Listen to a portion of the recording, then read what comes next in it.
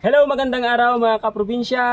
Umpisan na natin pag-aayos natin ng ating garden. Dito sa space na to ang una natin na ayusin. Tingnan po ninyo, medyo magulo pa. Ngayon ay aayusin natin.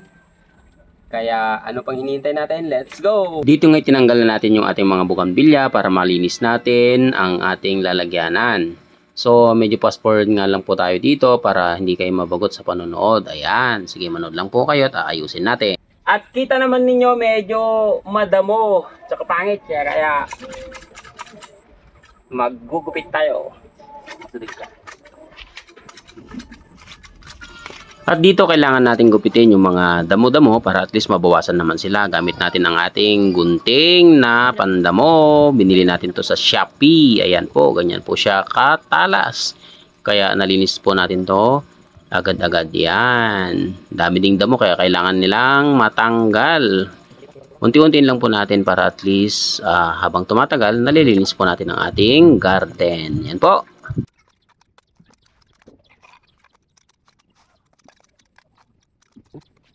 Siyempre, susunod, magwawalis tayo.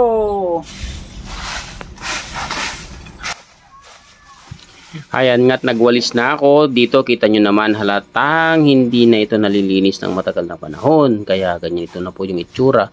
Pero ngayon, ayan, unti-untiin lang po natin para at least makita natin ang ating libangan na pagbabougainvillea ay magiging kaya-aya din.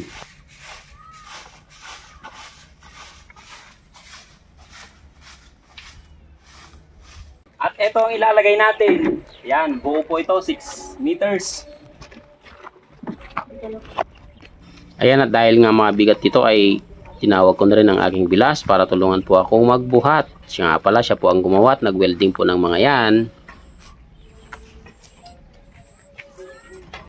Ayan, at ating nailagay na ang ating patungan ng ating mga bougainvillea. Ayan po. Ngayon, umpisan na natin ang paglalagay ng ating mga paso. Piliin lang muna natin yung mga puti. Later, tsaka talaga natin sila ayusin pag okay na. Pag naayos ko na lahat ngayon, temporarily lalagay lang natin para makita natin kung ang itsura. Yes!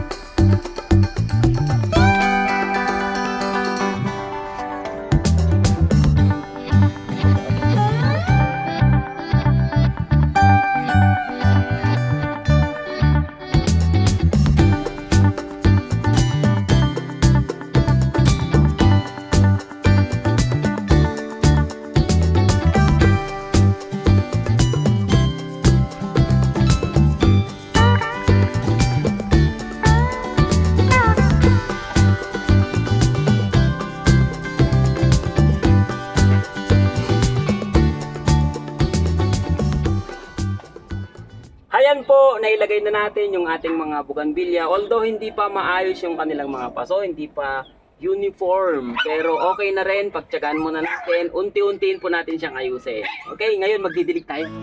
Yan, heto magdidilig muna tayo para makita natin ang kanilang itsura.